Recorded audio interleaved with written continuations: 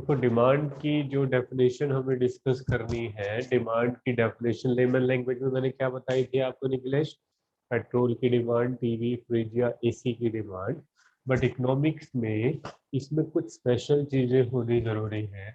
The quantity of a commodity, किसी भी commodity की कुछ quantity which a consumer wishes to buy, जो कि कोई कंज्यूमर परचेज करना चाहता है at a particular price and at a particular time, और किसी पर्टिकुलर टाइम पर, इज नोन एज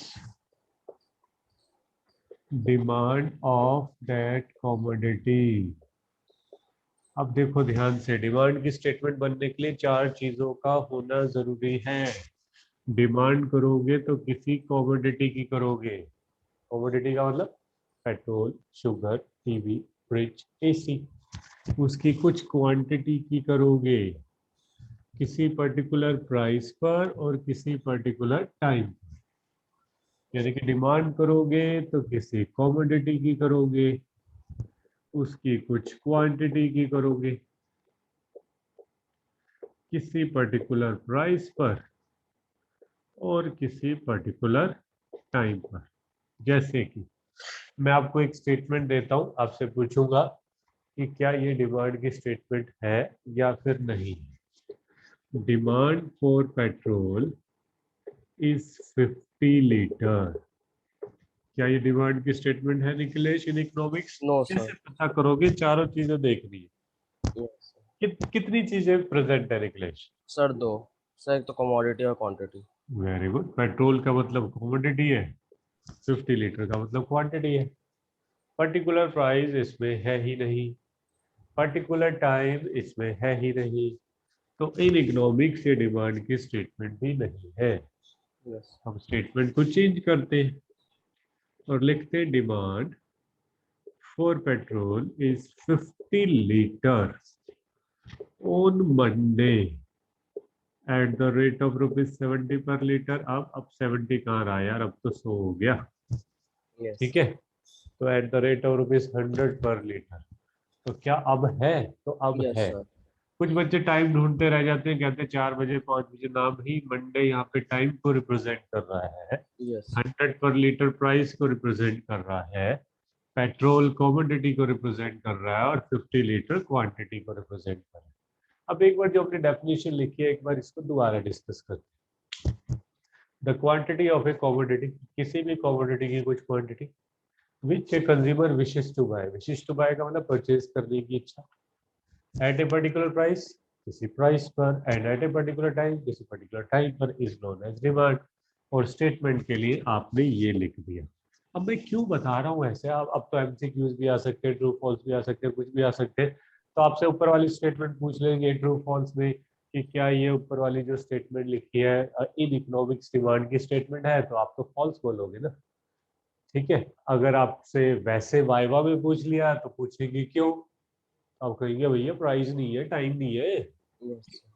तो और ये डिमांड की प्रॉपर स्टेटमेंट है इकोनॉमिक्स, लिख चुके हो आप? Okay good. यस। अब ये तो 1 नंबर का क्वेश्चन हुआ, हमें तो 4 नंबर के क्वेश्चन भी प्रिपेयर करने। अब 4 नंबर के क्वेश्चन में हमको क्या करना है, आपसे पूछ लिया जाएगा लॉ ऑफ डिमांड क्या होता है। लिखते चलो साथ साथ, ठीक है? क्योंकि मैं जल्दी जल्दी लिख लिख कर अब भी कर दिया करूंगा ना। अब लॉ ऑफ डिमांड का मतलब क्या है, ये तुमने पुरानी क्लासों में नहीं पढ़ा। 9th 10th में भी थोड़ी बहुत इकोनॉमिक्स का पार्ट होता था एसएसटी में, बट तुम कहोगे नहीं ये नहीं पढ़ा। लेकिन मैं आपसे पूछूंगा ना, अच्छा ये होगा तो क्या होगा, आप आंसर बता दोगे, ये होगा तो क्या होगा, आप आंसर बता दोगे। इसका मतलब नहीं पढ़ा फिर भी आंसर कैसे बता रहे हो? क्योंकि माइक्रो इकोनॉमिक्स जो है ना, ये हमारा जनरल बिहेवियर है। कोई भी कंज्यूमर किस तरह से रिएक्शन देगा, कोई भी का मतलब ये नहीं कि 100% कंज्यूमर किस तरह से रिएक्शन देंगे। Yes sir. General consumer, generally मतलब 90% प्लस क्या रिएक्शन देंगे। अब आप बताइए, अगर किसी गुड के प्राइस बढ़ जाते हैं तो उस गुड की डिमांड बढ़ेगी या घटेगी? सर, घटेगी। घटेगी। तो ज्यादातर कंज्यूमर तो भाई यही रिएक्शन देंगे ना। Yes sir. इसी को लॉ बना दिया कि भाई प्राइस के बढ़ने पर क्यों डिमांड घटेगी, क्योंकि प्राइस के बढ़ने का मतलब वो गुड महंगी हो जाना, और वो गुड महंगी हो जाना मीन्स कंज्यूमर रिएक्शन देंगे और कहेंगे भाई डिमांड तो डाउन कर देंगे, महंगे हो गए। लेकिन निखिलेश बताओ, अगर प्राइस फॉल हो गए तो सर डिमांड बढ़ जाती है। डिमांड बढ़ जाती है, क्योंकि प्राइस फॉल होने का मतलब सस्ते हो गए तो डिमांड बढ़ जाएगी। ये लॉ ऑफ डिमांड। अब आप कहेंगे 4 नंबर में सर यही लिखना है। नहीं भाई, आंसर जो माइक्रो में होते हैं वो होते हैं प्रेजेंटेशन के आंसर। अगर ये आपको आता है तो दूसरे को नहीं आता होगा, आपके पड़ोसी को नहीं आता होगा, आता तो सबको होगा। 4 नंबर नहीं, इसमें कोई आधा नंबर भी दे दे तो बहुत बड़ी बात है, जबकि आंसर यही है। तो फिर कैसे आंसर का प्रेजेंटेशन होना जरूरी है? तो आंसर के प्रेजेंटेशन में आपके आंसर में होना चाहिए इंट्रोडक्शन, आपके आंसर में होना चाहिए स्टेटमेंट ऑफ लॉ, आपके आंसर में होना चाहिए शेड्यूल एंड डायग्राम, और आपके आंसर में होना चाहिए कंक्लूजन। जब ये सारी चीजें आपके आंसर में प्रेजेंट होंगी तो प्रॉपर आंसर आएगा, तो प्रॉपर मार्क्स मिलेंगे। ठीक है, तो अब हम डिस्कस करते हैं सबसे पहले इंट्रोडक्शन। अब इंट्रोडक्शन में हम क्या बताएंगे? भाई ये लॉ क्या बता रहा है, प्राइस के चेंज होने पे डिमांड कैसे चेंज होती है, बढ़ने पे घटती है, घटने पे बढ़ती है, मतलब प्राइस और डिमांड में रिलेशनशिप बता रहा है। प्राइस के चेंज होने पे डिमांड किस तरह से रिएक्ट करती है। तो हेडिंग डालो इंट्रोडक्शन और लिखो दिस लॉ, लिखो this law explains the relationship, this law explains the relationship between price of a commodity. This law explains the relationship between price of a commodity and demand. This law explains the relationship between price of a commodity and demand of that commodity. This law explains the relationship between price of a commodity and demand of that commodity. अब heading डालो statement of law और लिखो according to the law, according to the law, bracket में लिख other things will remain same, according to the law comma डाल के लिखना, according to the law comma डालो, other things will remain same, फिर comma, if price of a commodity rise, if price of a commodity rise, then its quantity demanded fall. If price of a commodity rise, then its quantity demanded fall. Similarly, if price of a commodity fall, similarly, if price of a commodity fall, then its quantity demanded rise. Similarly, if price of a commodity fall, then its quantity demanded rise. एक बार check करो और लिखो, एक बार check करो कि क्या लिखा है आपने। According to the law other things will remain same, if price of a commodity rise then its quantity demanded fall, if price of a commodity fall then its quantity demanded rise. Yes. ठीक है, अब यहाँ पे other things will remain same को underline कर लो, इसको पढ़ लो पूरा। किसी को कोई स्टेटमेंट समझ नहीं आई तो पूछ लो, मैंने वैसे इसी को थ्योरी में लिखा है। Sir other things will remain से आप क्या कहना चाहते हो आप लोग एग्जैक्टली? हाँ यही तो मेन है, other things will remain same को ध्यान से देखो तो मैंने अंडरलाइन भी कराया कराया। अब अंडरलाइन का मतलब कुछ इंपॉर्टेंट तो जरूर होगा भाई, तभी तो अंडरलाइन कराया। बाकी मैंने क्या किया, यही तो थ्योरी में लिख दिया है। Yes sir. अब ये other things will remain same क्या है, अदर थिंग्स क्या है, पहला क्वेश्चन। विल रिमेन सेम क्यों है, दूसरा क्वेश्चन। उसके लिए तो आपको कुछ समय की वेट करनी पड़ेगी। ठीक, मैं अपने आप बता दूंगा। तो स्टेटमेंट ऑफ लॉ में बस अदर थिंग्स नहीं समझाया। ओके, अब शेड्यूल एंड डायग्राम। शेड्यूल में क्या करेंगे, एक तरफ लिखेंगे प्राइस इन रुपीज, दूसरी तरफ लिखेंगे क्वांटिटी डिमांडेड इन केजी या लीटर। एक तरफ प्राइस इन रुपीज, दूसरी तरफ क्वांटिटी डिमांडेड इन केजी या लीटर। तो प्राइस अगर हम बढ़ा रहे हैं तो डिमांड क्या कर रहे होंगे, वही घटा रहे होंगे ना। Price rise, demand fall. Price fall कर लेते तो डिमांड राइज कर लेते। तो ये जो टेबुलर फॉर्म में प्रेजेंटेशन है, इसको क्या बोलते हैं, इसको बोलते हैं डिमांड शेड्यूल। टेबुलर फॉर्म में प्रेजेंटेशन को क्या बोलते हैं, डिमांड शेड्यूल। अब इसको भी ग्राफ पे प्लॉट करो।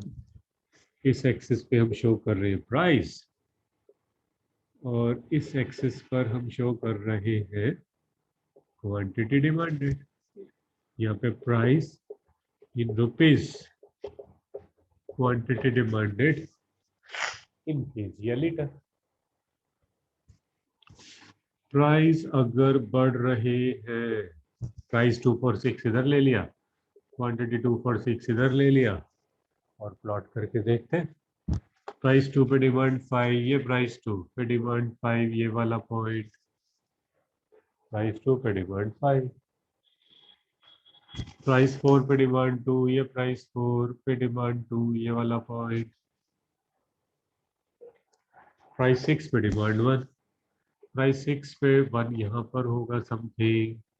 समझ रहे हो ना, नोट करने में ही तो ध्यान नहीं है, समझ भी यस रहे सर, हो यस सर। ना। ओके, तो इन पॉइंट्स को जब हम ज्वाइन करेंगे तो इसको बोलेंगे डीडी।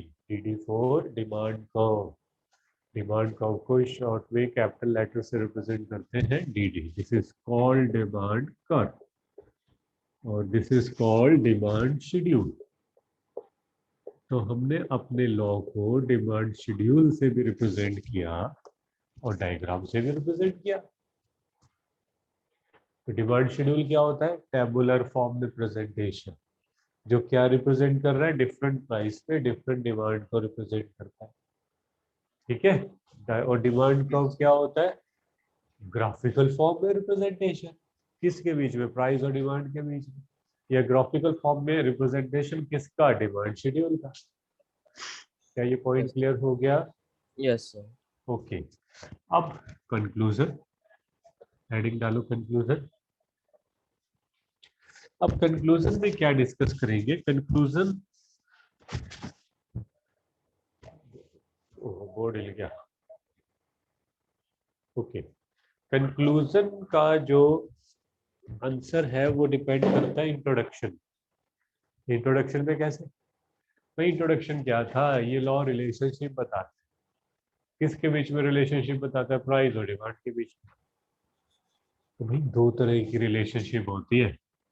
एक होती है डायरेक्ट रिलेशनशिप, वो कब पता चलती है, जब दोनों वेरिएबल्स बढ़ रहे हो या दोनों वेरिएबल्स घट रहे हो, यानी कि सेम डायरेक्शन में चेंज आ रहा है। एक बढ़े तो दूसरा भी बढ़े, एक घटे तो दूसरा भी घटे। अभी समझाऊंगा, इसको बोलते हैं डायरेक्ट या फिर positive relationship.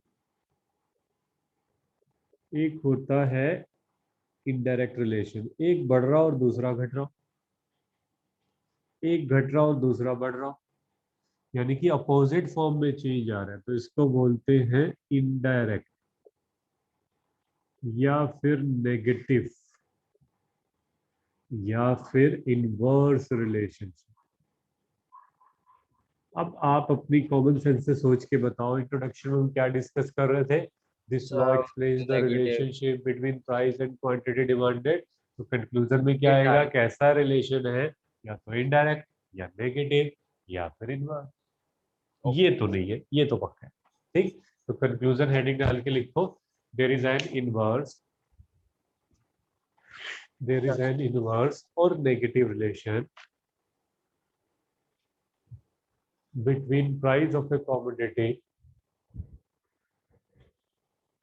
there is an inverse or negative relation between price of a commodity and demand of that commodity. There is an inverse or negative relation between price of a commodity and demand of that commodity. तो अब समझ आ गया आपको। अब जिसने अपना answer केवल ये लिख दिया और जिसने अपना answer introduction, statement of law, schedule diagram और कंक्लूजन में लिखा, तो अब आप खुद ही सोच लो किसका प्रेजेंटेशन अच्छा हुआ। ठीक है सर, समझ आ गया। माइक्रो में हमेशा हमेशा हमेशा प्रेजेंटेशन पर फोकस रखना है। ठीक, चलो। तो ये था demand schedule, oh sorry, law of demand. Demand schedule का मीनिंग बता चुका हूँ, डिमांड कर्व का मीनिंग बता चुका हूँ। अब हेडिंग डालो, क्वेश्चन लिखो, explain factors affecting demand.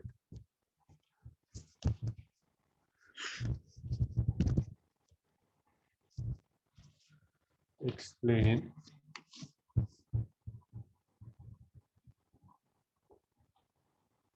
Factors affecting demand, या फिर determinants. Explain factors affecting demand या फिर डिटरमिनेंट्स ऑफ डिमांड। अभी जो फैक्टर्स अफेक्टिंग डिमांड है, डिटरमिनेंट्स ऑफ डिमांड है, तो साफ पहले तो नोट कर लो कौन कौन से फैक्टर्स हैं जिन पे डिमांड डिपेंड करती है। किसी भी गुड की डिमांड को अफेक्ट करने वाले कौन कौन से फैक्टर्स होते हैं। एक तो होता है, साथ साथ लिख लो, प्राइस ऑफ दैट कमोडिटी। दूसरा होता है प्राइस ऑफ रिलेटेड गुड। तीसरा होता है इनकम ऑफ द कंज्यूमर। चौथा होता है फैशन, टेस्ट एंड प्रेफरेंसेस। पांचवा होता है future expectation about price. Future expectation about price. अब इसमें पहला पॉइंट तो हम ऑलरेडी डिस्कस कर चुके हैं, लॉ ऑफ डिमांड में कर चुके हैं ना। प्राइस फैशन, ऑफ, फोर्थ है fashion, taste and preferences, okay लिख लो। और पांचवा है future expectation about price. Done sir. चलो ध्यान से देखो,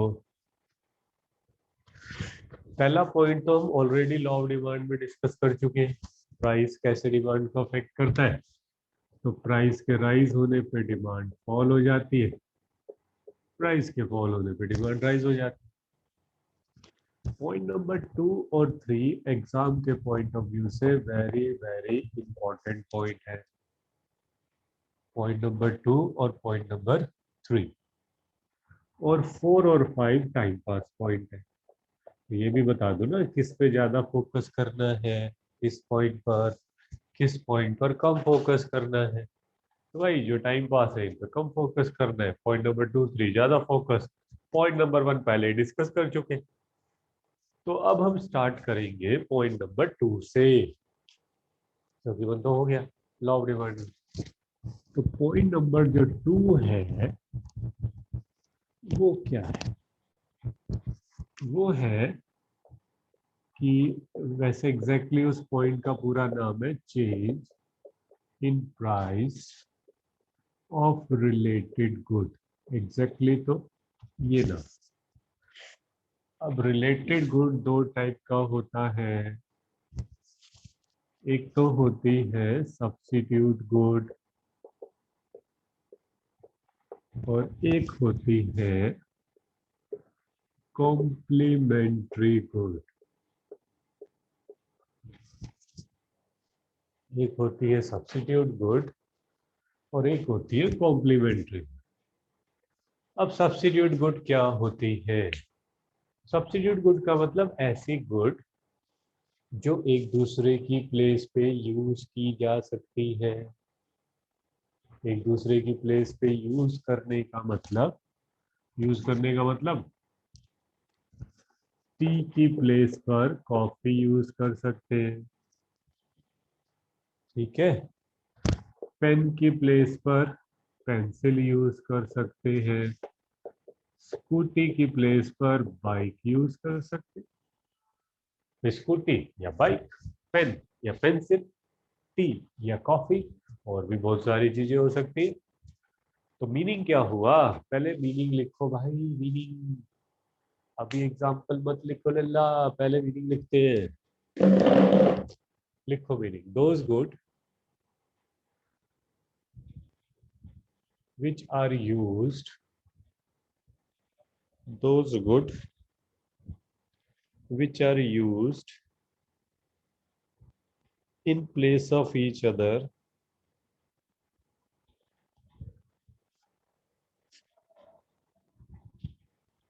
those good which are used in place of each other are known as substitute good। ऐसी गुड जो एक दूसरे की प्लेस पर यूज की जा सकती है उनको सब्स्टिट्यूट गुड कहते हैं। For example tea and coffee, pen and pencil, scooty and bike.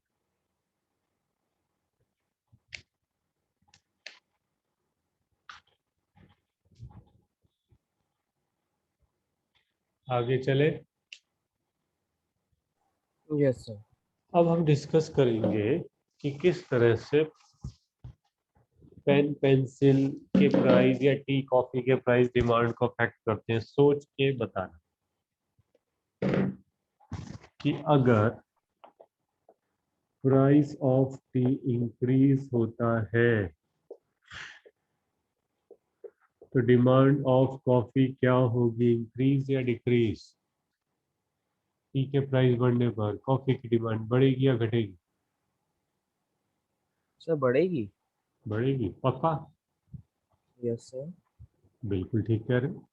T के प्राइस बढ़ने पर कंज्यूमर टी की डिमांड डाउन कर देगा। अब टी की प्लेस पर वो किसे यूज करना शुरू कर देगा? कॉफी को। कॉफी की डिमांड बढ़ जाएगी। जैसे जियो और एयरटेल, जियो के रेट बढ़ने पर कंज्यूमर स्विच कर जाएगा एयरटेल पे। भाई जियो के रेट बढ़ गए, ठीक है, एयरटेल ले लेंगे। यानी कि एक के प्राइस बढ़ेंगे तो दूसरी गुड की डिमांड बढ़ जाएगी। इसको अपोजिट भी तो डिस्कस कर सकते हैं। अगर प्राइस ऑफ टी डाउन तो डिमांड ऑफ कॉफी क्या हो जाएगी? वो भी तो डाउन हो जाएगी। Yes sir. कैसे? टी के प्राइस फॉल होने का मतलब टी सस्ती होगी तो लोग टी की डिमांड ज्यादा करना शुरू कर देंगे। कॉफी वाले यूजर भी टी पर आना शुरू कर देंगे। और अगर कॉफी वाले यूजर टी पर आना शुरू कर देंगे क्योंकि टी डाउन हो गया तो डिमांड कॉफी की तो डाउन हो जाएगी ना भाई। बट सर लेकिन प्राइस कॉफी की भी थोड़ा बढ़ी है लेकिन। कॉफी के प्राइस नहीं बढ़े बट कॉफी कंपेरेटिवली महंगी होगी ना जब टी सस्ती होगी ओके सर। तो कॉफी वाले यूजर टी पे आना शुरू कर देंगे। भाई दोनों के रेट 100 100 रुपए थे, मान लिया। टी के भी रेट 100 रुपए थे, मान लिया। कॉफी के भी रेट 100 रुपए थे। अब टी के रेट 50 रुपए है, कॉफी के उतने ही है। Yes sir. कॉफी तो महंगी हो गई, रेट नहीं बढ़े। कंज्यूमर तो कंपैरिजन करते हैं ना, उसका दिमाग कहता है कि पागल है तो कॉफी यूज कर रहा है, अबे टी यूज कर, तेरा फायदा है इसमें। ऐसे होगा ना, दिमाग तो बोलता रहता है। तो इससे क्या होगा? कॉफी की डिमांड बढ़ जाएगी। तो रिलेशन बताओ कैसा आया टी के प्राइस और कॉफी की सर डिमांड में? Sir direct. डायरेक्ट या पॉजिटिव? ठीक। यस। तो लिखो देयर इज अ डायरेक्ट और positive relationship. There is a direct और positive relationship between price of a commodity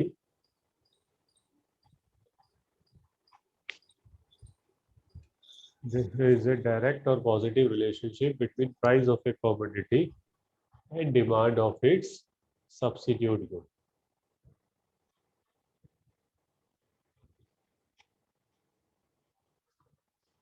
हो गया।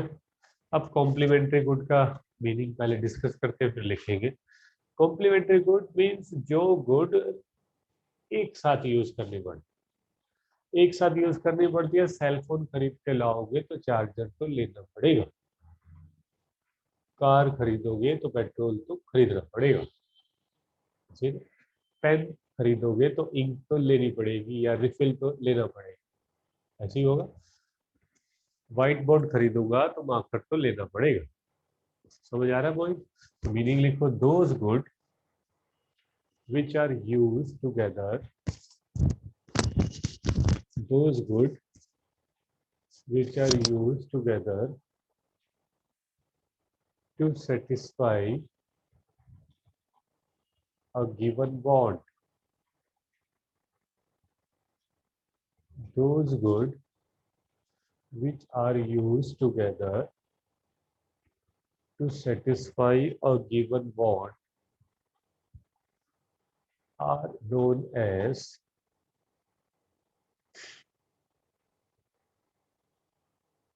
complementary good.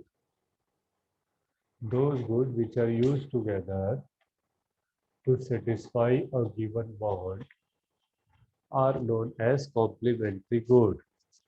लिख लो for example, car and petrol, pen and ink, tea and sugar, और भी बहुत सारे एग्जाम्पल। अब मुझे सोचकर बताना कि अगर प्राइस ऑफ कार इंक्रीज होता है तो डिमांड ऑफ पेट्रोल क्या होगा? Increase. इंक्रीज या डिक्रीज? Increase. डिक्रीज होगा। Yes, sir. अभी अच्छा, देखते हैं। प्राइस ऑफ कार सर्विस है। कार के प्राइस बढ़ गए तो कंज्यूमर कार की डिमांड कम कर देगा, यस। क्योंकि कार हो गई महंगी। तो पेट्रोल की डिमांड अपने आप ही कम हो जाएगी। जब कार ही कंज्यूमर नहीं खरीद रहे तो पेट्रोल कौन खरीदे, ठीक। ऐसे ही उल्टा घुमाओ, अगर प्राइस ऑफ कार डिक्रीज होती है तो डिमांड ऑफ पेट्रोल क्या हो जाएगी? इंक्रीज। Increase. प्राइस कार का डिक्रीज होने का मतलब कार सस्ती हो गई, कार सस्ती हो गई तो कंज्यूमर पेट्रोल को Yes. ज्यादा खरीदना चाहिए। तो रिलेशन कैसा आया? रिलेशन आया नेगेटिव Indirect. या फिर इनवर्स। लिखो, देयर इज एन इनवर्स और नेगेटिव रिलेशन between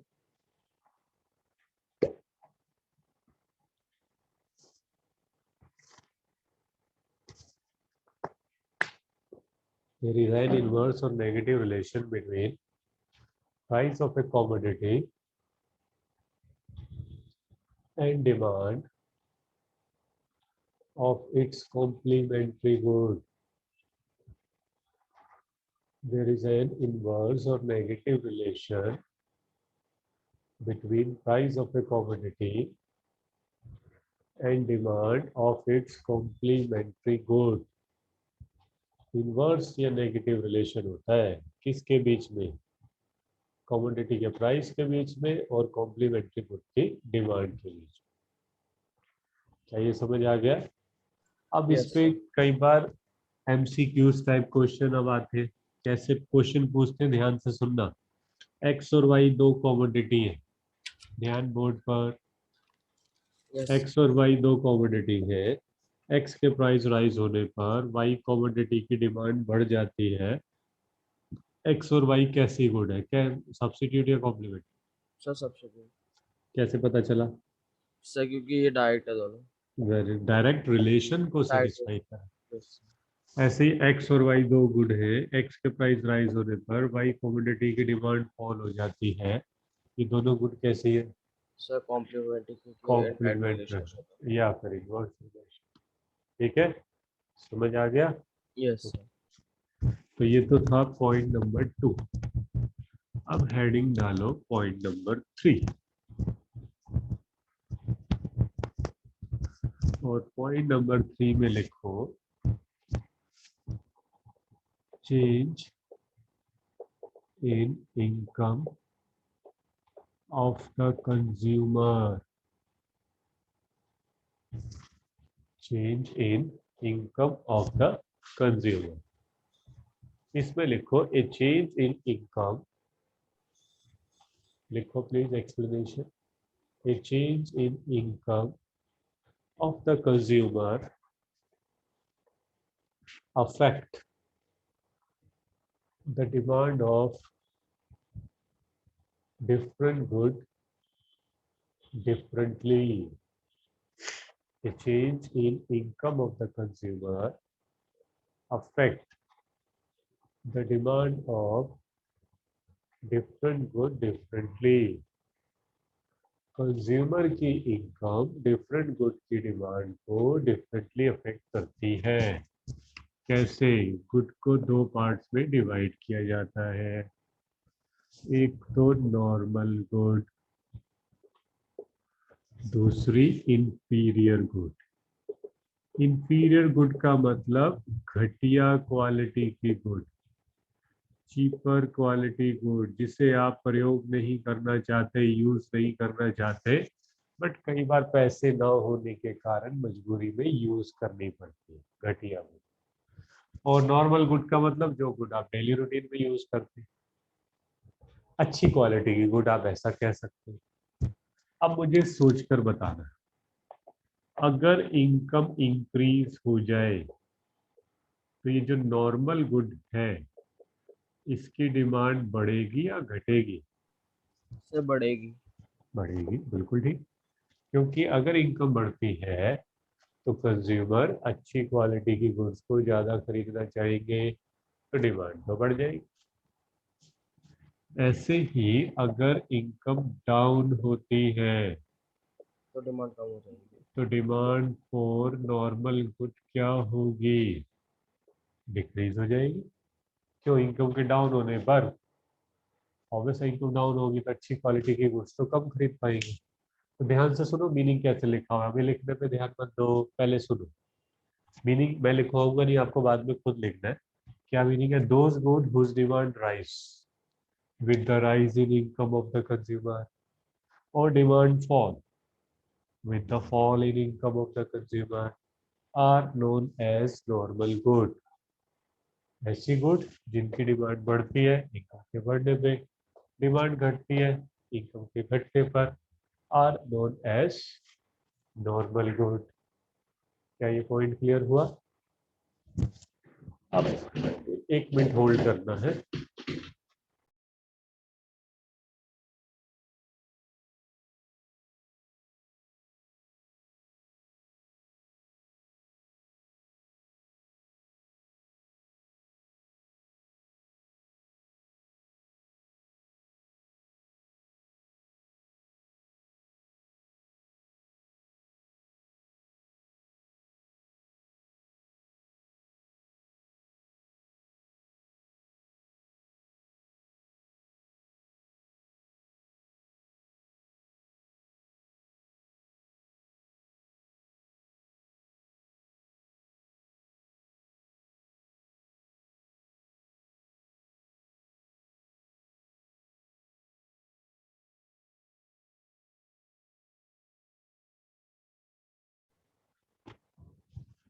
चलो तो हम मीनिंग डिस्कस कर रहे थे। नॉर्मल गुड का क्या मीनिंग हुआ?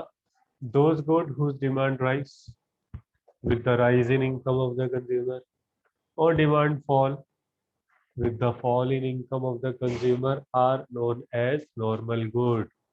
ऐसे गुड जिनकी डिमांड बढ़ती है इनकम के बढ़ने पे, डिमांड घटती है इनकम के घटने पर, are known as normal good. Okay. Inferior good का मतलब है cheaper quality good. Cheaper quality good means अगर इनकम बढ़ जाए तो आप सोचकर बताना इंफीरियर गुड की डिमांड को हम बढ़ाएंगे या घटाएंगे? से कम होगी। और वैसा घटिया गुड तो क्यों खरीदना चाहोगे जब इनकम बढ़ गई? अच्छी क्वालिटी के गुड खरीदना चाहोगे। तो इनकम के बढ़ने पर इंफीरियर गुड की डिमांड क्या हो जाएगी? कम। ऐसे ही अगर इनकम घट जाए डिमांड बढ़ जाएगी। तो डिमांड फॉर इंफीरियर गुड क्या हो जाएगी, बढ़ जाएगी। क्यों बढ़ जाएगी इंफीरियर गुड की डिमांड, क्योंकि इनकम के घटने पर आपकी मजबूरी बढ़ गई, यस। क्योंकि घटिया गुड केवल और केवल मजबूरी में खरीदनी पड़ती है। ठीक है, तो इनकम के डाउन होने पर इंफीरियर गुड की डिमांड क्या हो जाएगी, बढ़ जाएगी। तो अब इसका मीनिंग कैसे लिखोगे, those good whose demand fall with the with increase of with the rise in income of the consumer, or demand rise with the fall in income of the consumer are known as inferior good. अब normal good में ध्यान से देखो कैसा relation है, positive, direct positive और inferior good में कैसा रिलेशन है। नेगेटिव। तो एक नॉर्मल गुड का और मीनिंग हो गया, those good which have positive income relationship, ऐसी गुड जिनका इनकम के साथ पॉजिटिव रिलेशन होता है। एक मिनट होल्ड कर,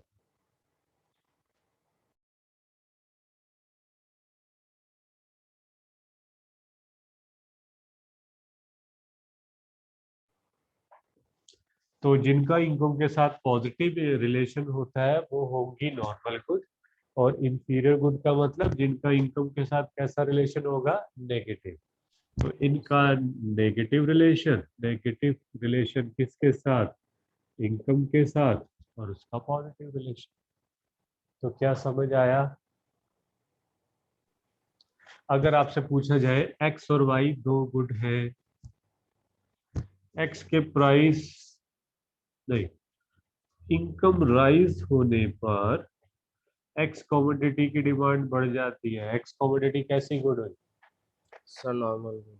और इनकम राइज होने पर वाई कमोडिटी की डिमांड फॉल हो जाती है। कैसी सर गुड हुई, कैसी गुड हुई, इंफीरियर गुड। Inferior good. क्यों, रीजन पता चल गया, पॉजिटिव रिलेशन और नेगेटिव। नेगेटिव रिलेशन को सेटिस्फाई करता है। क्लियर हो गया, ओके। तो ये था change in income of the consumer. उसके बाद पॉइंट नंबर 4 निकालो। पॉइंट नंबर 4 है change in fashion taste and preferences. Change in fashion taste and preferences.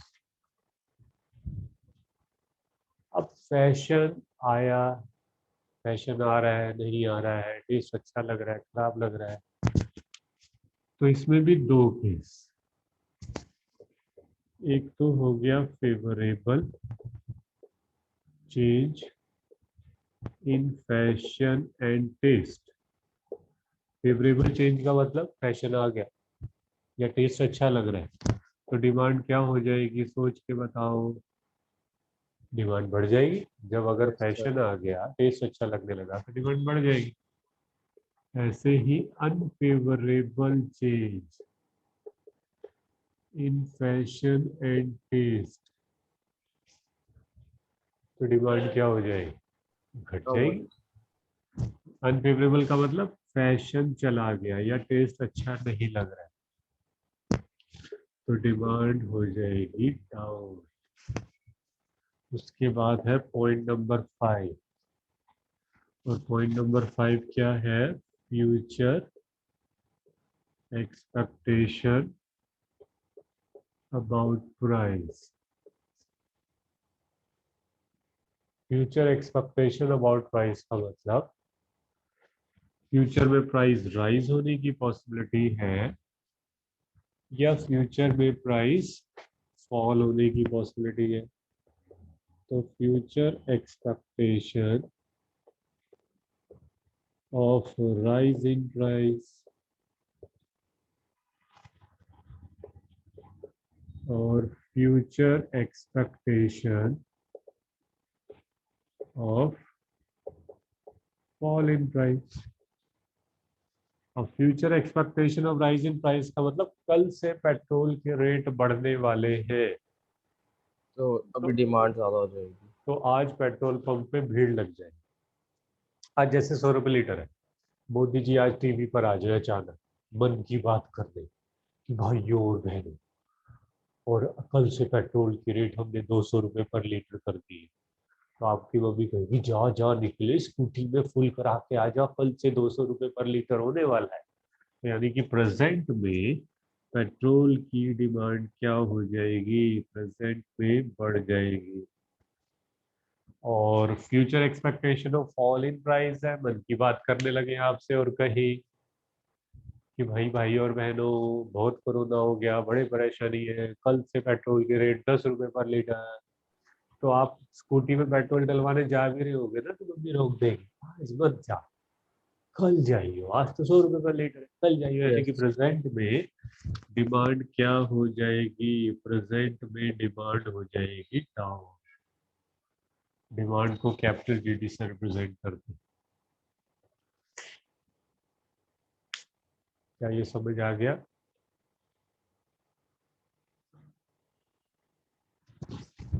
Yes अब वापस आ जाओ, हमने डिस्कस किया था अदर फैक्टर्स, मैंने कहा था बता देंगे, अभी समय आने पे बता देंगे, तो अब समय आ गया कि लॉ ऑफ डिमांड में मैंने लिखा other things will remain same, other things remain same.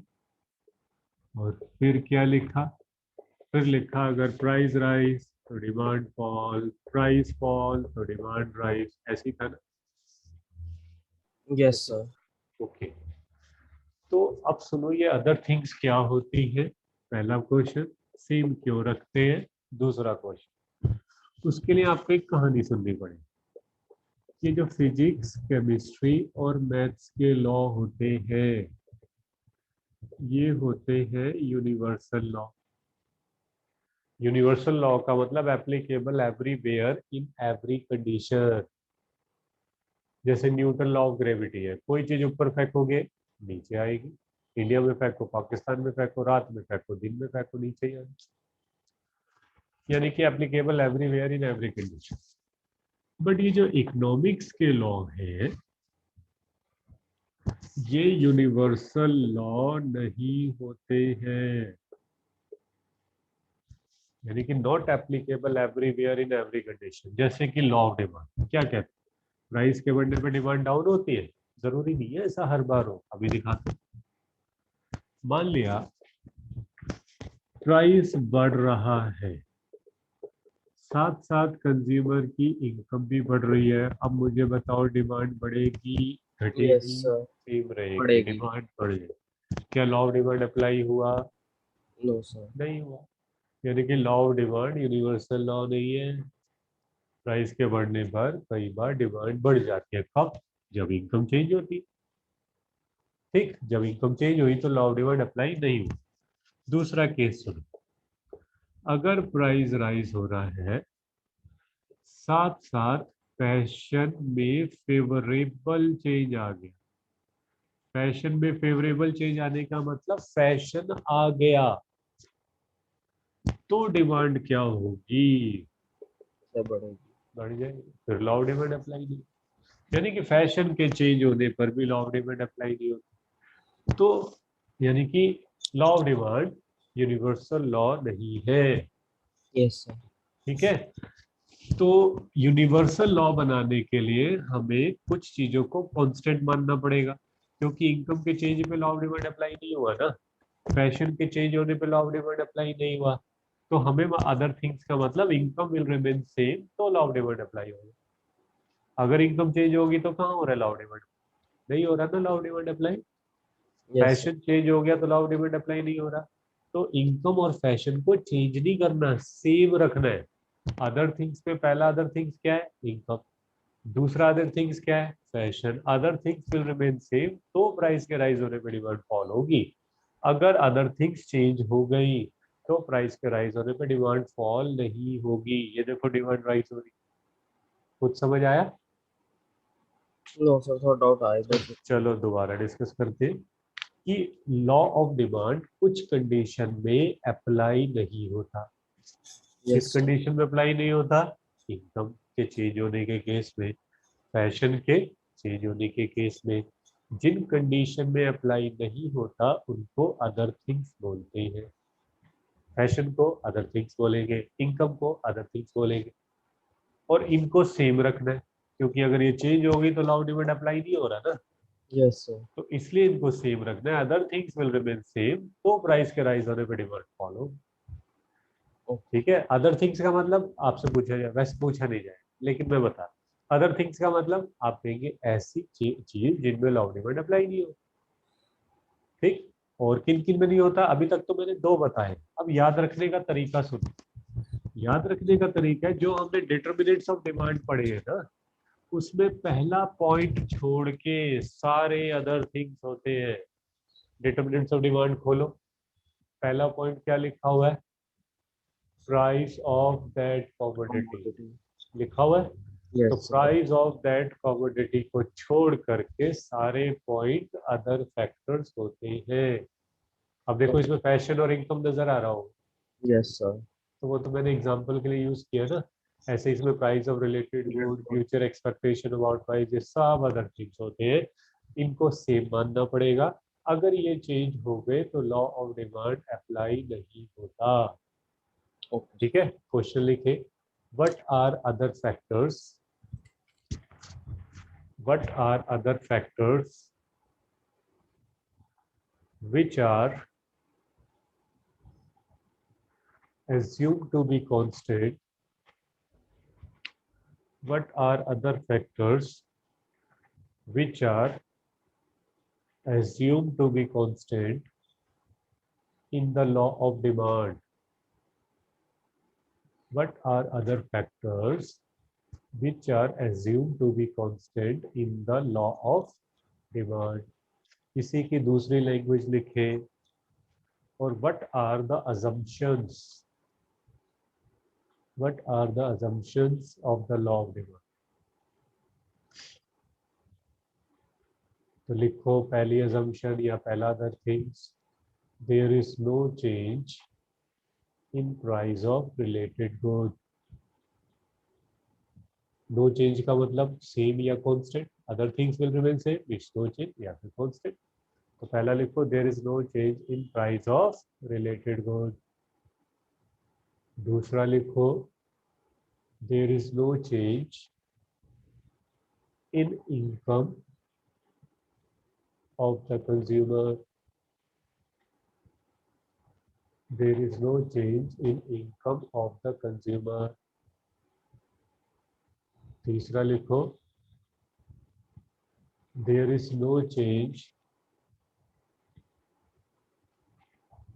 there is no change in fashion, taste and preferences, there is no change in fashion, taste and preferences। चौथा लिखे there is no future, right sir. there is no future expectation about price, there is no future expectation about price। लिख लिया। Yes तो sir. ये था हमारा other things. Okay, अब अगली क्लास में कोशिश करेंगे चैप्टर हमारा ओवर हो जाए, क्योंकि अकेले पढ़ रहे हो, बढ़िया यस। हो जाए। तो कल रखें क्लास संडे में। Yes sir. सर मेरी बस 1 से 2 या 2 से 3 इनमें से किसी एक घंटे